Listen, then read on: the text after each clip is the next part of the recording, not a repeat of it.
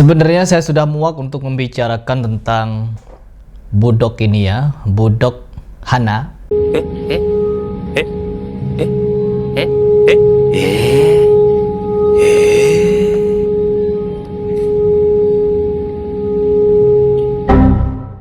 Yang dimana beliau ini menjadi sorotan publik karena berhasil dinikahi oleh salah satu ustadz yang memiliki banyak murid, dari Ustadz Mufli Safitra katanya, dari Ustadz Abdul Twasikal, Ustadz Nurbait, sampai Ustadz Firanda, katanya begitu. Dan akhirnya ketika Ustadz Aris Munandar ini menikahi budok Hana, banyak sekali perubahan-perubahan dari beliau yang menentang dirinya yang dulu. Sehingga apa? Banyak orang-orang yang meminta beliau untuk meninggalkan istrinya yang sekarang ini kan hanya hitungan bulan. Jadi Ustadz Aris Munandar ini menikahi Ferry Hana ini hanya sekitar hitungan bulan. Namun dampaknya sudah sangat merusak, teman-teman. Kenapa bisa merusak? Kita lihat, dia sudah melakukan ajaran-ajaran Buddha, semedi-semedi, meditasi-meditasi, kumpul-kumpul dengan orang-orang Buddha. Seolah-olah di dalam Islam tidak ada ajaran untuk menenangkan hati, pikiran, dan jiwa. Nyarilah ke agama Buddha. Setelah itu mulailah muncul berbagai macam penyimpangan dari beliau, yang sehingga membuat beberapa ustadz, netizen beserta jemaahnya tidak menerima kajian beliau lagi. Setelah itu beliau menyatakan di media publik bahwa dihabisi oleh muridnya.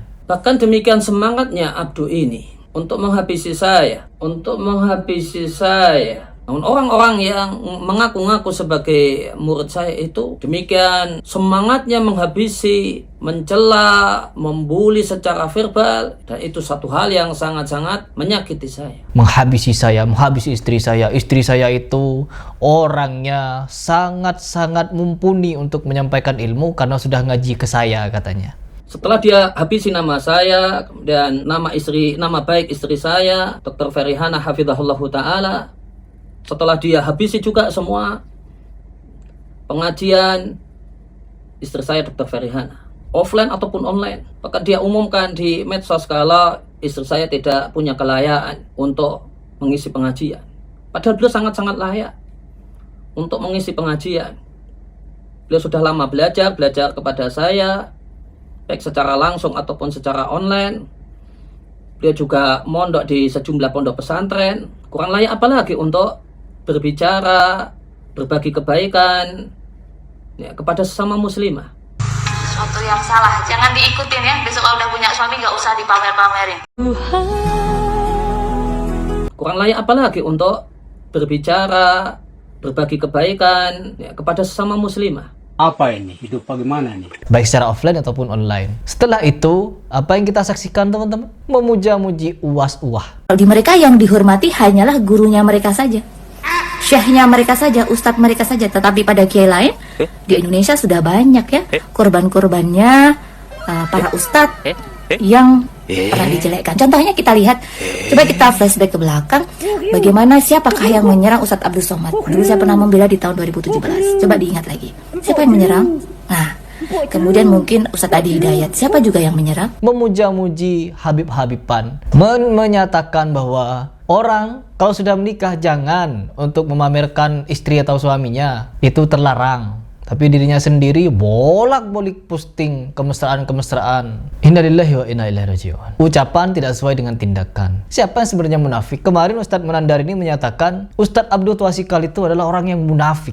Ternyata istrinya sendiri yang munafik. Dan beberapa kemunafikan yang bisa kita saksikan dari istrinya itu terpublik jelas, teman-teman, di media sosial. Bahkan ada orang yang mend-DM saya, katanya mantan karyawan beliau. Bukan cuma mantan karyawan, beberapa hal yang bisa kita saksikan di sini. Beliau minta untuk dirahasiakan namanya dan menceritakan berbagai macam innalillah.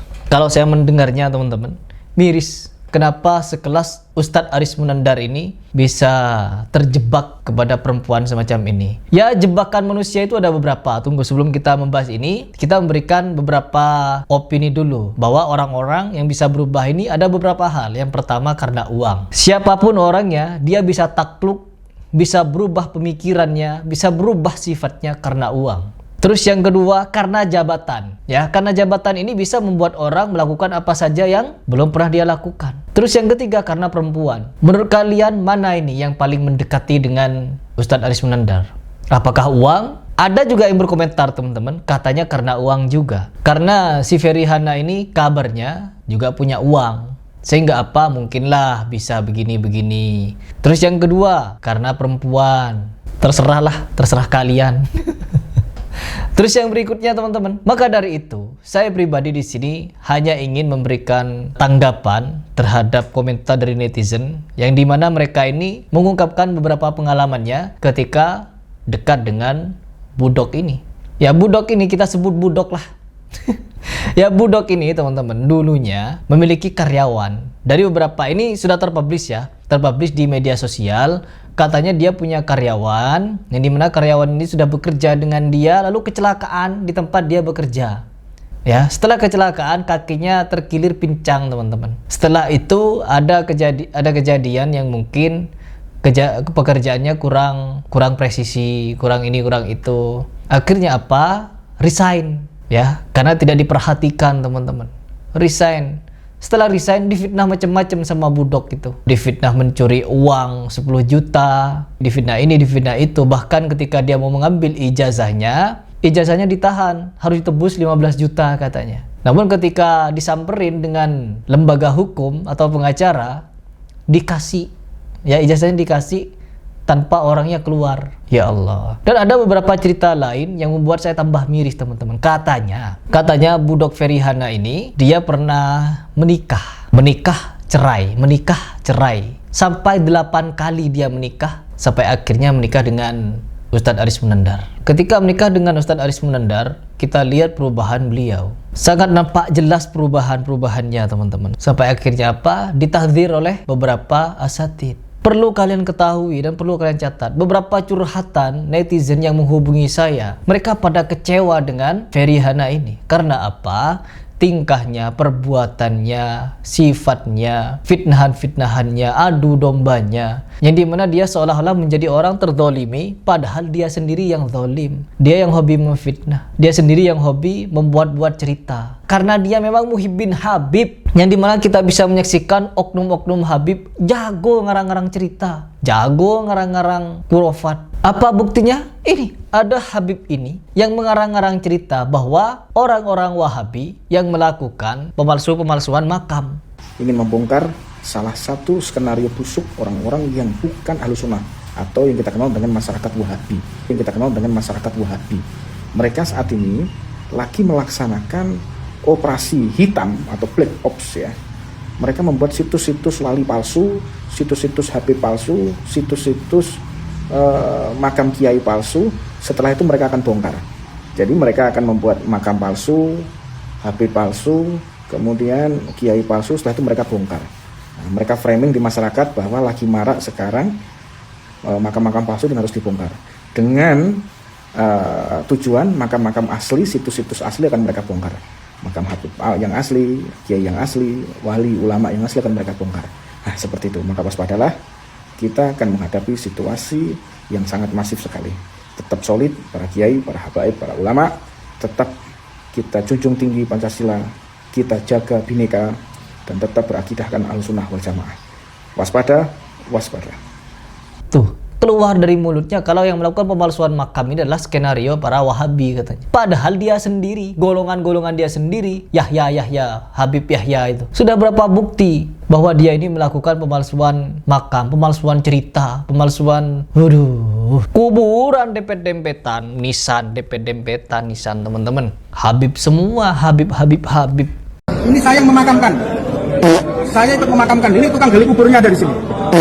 Ya, yang mengatakan makam ini palsu di ring 1. Jangan memfitnah Sultanul Aulia, kalau nggak kepingin kualat semuanya. Nggak ada makam-makam palsu. Ini semua ulahnya Wahabi yang anti ziarah. Banyak sekali makam-makam yang batu nisannya diganti itu. Dengan batu nisan marmer yang bertulisan yang sekarang menjadi polemik itu. Sebelum diganti marmer itu saya tahu bahwa dulu di situ makamnya tidak seperti itu. Dulu makamnya biasa-biasa semuanya. Dengan nisan-nisan kuno-kuno yang kecil-kecil itu. Yang jelas konteks dari perubahan makam yang ada di komplek Mbah Kanjeng Sunan Bonang ini atau di komplek Cungkup makam Mbah Kanjeng Sunan Bonang ini ada dua. Antara yang nyuruh dan disuruh gitu. Pasti ada yang nyuruh sampai batu nisan ini diganti. Kok bisa mereka ini? Mereka yang berbuat, mereka yang playing victim. Sama sejenis. Ferihana dengan oknum-oknum Habib ini sejenis. Jago ngarang-ngarang cerita, jago ngarang-ngarang kisah, jago main drama. Dulu juga ketika mereka ini ditanyakan, dulu juga si Habib itu ketika dibahas masalah kesaksiannya, 90% di kuburan ini semuanya asli. Karena saya saksi matanya, dia yang memakamkan, dia yang memakamkan. Ya Allah, setelah dibantah, apa dia bilang? Wahabi. Konyol, ya. Orang-orang konyol ini membludak sekali di faham-faham sufi ini. Mama Gufron disanjung-sanjung, dipuja-puji, diikuti, dianggap wali majedub. Wan Sehan, Habib Fulan, Habib Fulan. Gak kelar-kelar Indonesia ini dengan kisah-kisah konyol dari mereka yang berfaham sufi. Yang musuh mereka adalah orang-orang yang berakal sehat dan berakal waras, teman-teman. Dan saya tidak punya banyak komentar ketika melihat beberapa fakta tentang Ferihana ini. Hanya miris, kenapa bisa seorang ustadz yang katanya pemahamannya salafi tapi bisa terjebak dengan mudahnya seperti itu? Apa? Kalau menurut kalian bagaimana cara mainnya si Budok Hana ini? Kalau kalian punya faktanya silahkan DM ke saya, Instagram saya ada, atau komentar saja di bawah. Ya, silahkan komentar.